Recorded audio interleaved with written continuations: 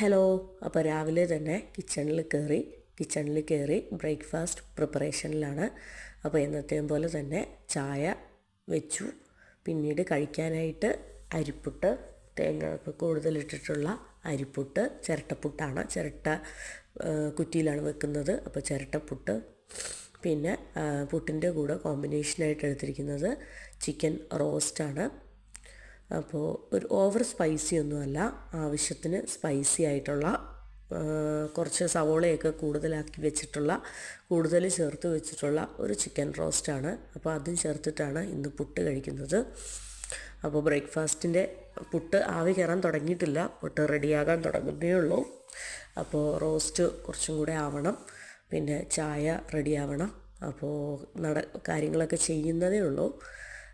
കുക്കിങ്ങിൻ്റെ പ്രിപ്പറേഷനിലാണ്.